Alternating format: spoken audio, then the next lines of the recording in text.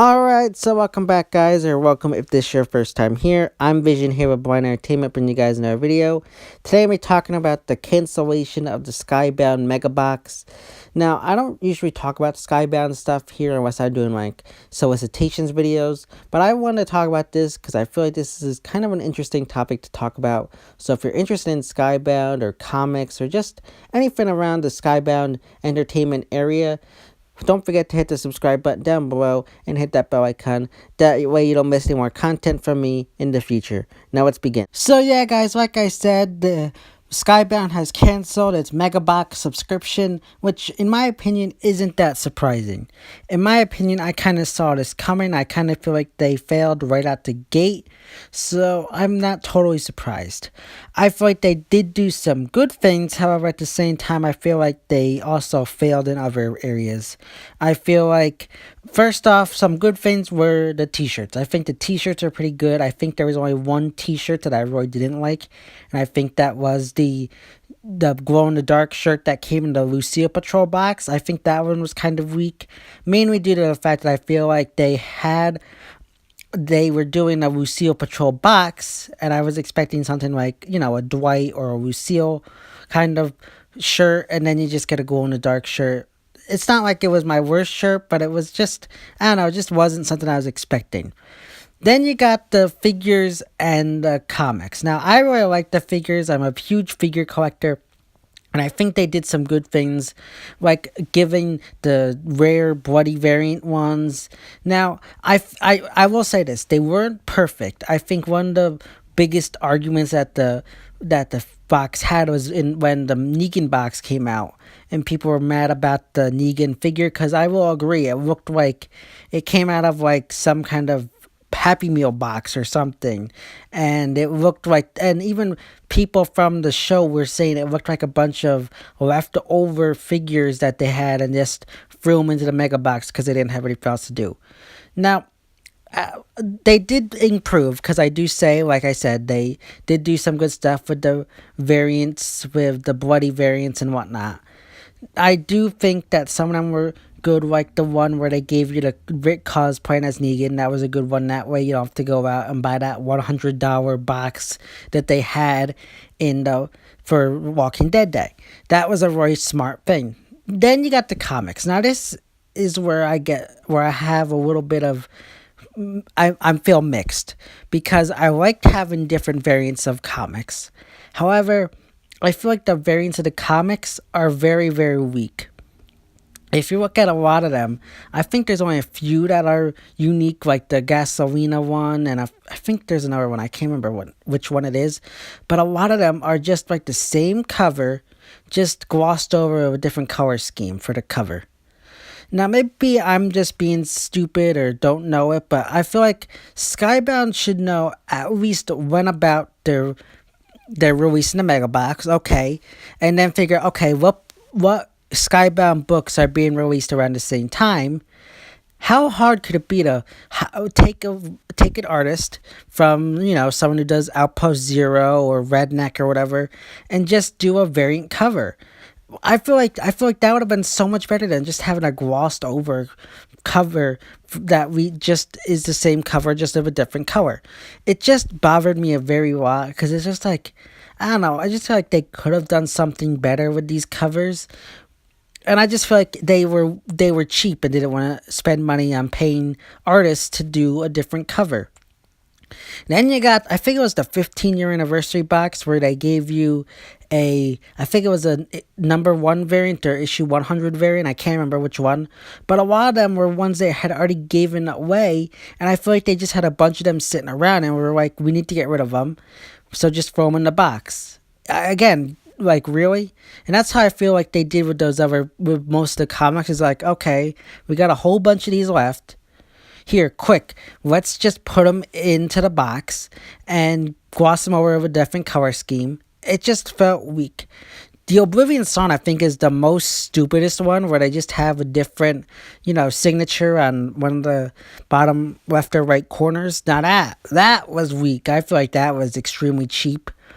Then you got the pins. The pins were really cool. I'm not really a pin guy, but I still very much enjoyed them. I think they were cool. Then a lot of times they give you little trinkets. Now I think that those were cool because you got like, those little figurettes thingies that from one box. Then you got, I think one was they gave you a little beanie. Now that was a little bit. The beanies were really frustrating to me because I still remember this. You got a beanie from the Shiba box, but it said Shiba Force or whatever. And then the next box you got another beanie. It's like they had a whole bunch of beanies left, but need to get rid of them. And it's like, really? You just gave us one. Why are you giving me another one? It's just like, again, it felt like they were being cheap. And then you got the redneck beer koozie. Now that was a cool idea. I think that was something unique and different. My biggest issue with that, though, is then a few weeks later, Skybound came out with a whole new products, and a beer koozie for redneck was right on there, only in a different cover or color. Like, really? That's just like, really? You couldn't have given something even more, like, I don't know. That's just frustrated me a little bit. But I think my biggest frustration with the Megabox was, I forget what box it was. I don't remember if it was the Carl or if it was the 15-year anniversary one. But it was the one where they gave like the Whisper mask and some of the other stuff. But a lot of that stuff ended up being, you could have gotten them for free on Walking Dead Day. And that's what really frustrated me. Because they gave you these things that were so cool and interesting, and yet you're paying $62 or $200 depending on what subscription you got, only for them to be available on Walking Dead Day. And I just felt like they just dropped the ball big there. When they, right after, I think it was the Rick box was the last one, I was contemplating on ending my subscription. Now I don't have to, and it's just, I'm not surprised. I just feel like, in my opinion, Skybound is very cheap and greedy. I feel like they put a lot of high prices on a lot of their stuff. I wanted to get an alpha and beta figure for when they got to this point. However, the alpha and beta figures on Skybound are like $25 a piece. $25 for a figure that gives you a little gun and 2 knives for beta and a gun for alpha. $25. Think about that.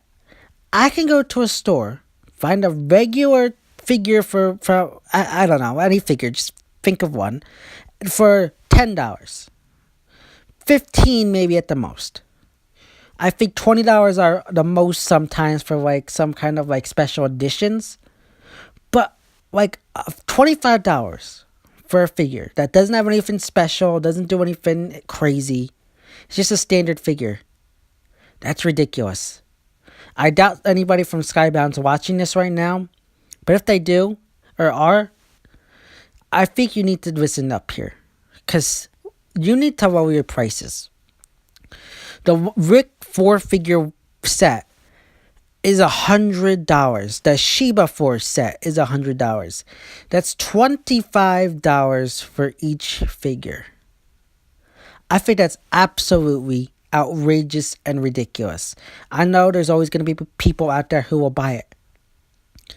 But the regular average Joe people aren't going to be able to buy it. I think that's ridiculous. You want to know my honest opinion?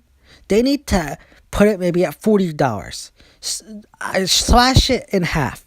$50 at the most. I think putting like that box set for the Shiba Force or Lucille Patrol or, the Rick box, put it at 40%. You got 4 figures, each charged $10. That's fine. But $100, that's ridiculous. $25 for a figure is ridiculous. Put them down to $10. Look, I'm not gonna be one of those people. I just don't want to be one of those people that just say great things about AMC and Skybound and kiss their ass. Because you're not helping them. For anybody out there who is doing that, you're not helping them. I don't care if it's a TV show, a figure, a subscription box. There's always going to be something you don't like. Always. And if you don't talk about the things you don't like, it's not going to get better. Because the only way they're gonna get better is through constructive criticism. And if you're just gonna be one of those people that kiss their ass, they're just gonna make the same thing. And I don't think they should, because I think they need to improve and make stuff better and makes things more affordable for the average Joe. Even the subscription price for $200 per year, $62 for the quarterly, was ridiculous. Maybe do 40 for the quarterly and maybe do, I don't know, $100 for the annual. I don't know. It just feels like they were cheap, charged way too much, and I feel like fans got annoyed and tired, and that's what ended up happening. But let me know how you feel about this, if you ever got the Megabox or if you thought about it. Because I was going to do a video talking about if the Megabox was worth it, then they did this, so I kind of went with this instead. So if you've ever bought it, ever were interested in it, or just bought anything from Skybound in general, let me know. So, because I'd like to have an interesting conversation with you guys and see what the rest of you guys think about this whole situation with Skybound and the Megabox. So yeah, guys, those are my thoughts and opinions about the Megabox ending. As always, if you like this video, don't forget to give it a big thumbs up and share. And don't forget to subscribe down below and hit that bell icon. That way I don't miss some more comic or Walking Dead or anything Skybound related content from me in the future. This has been Vision here of Blind Entertainment, and I'll see you next time.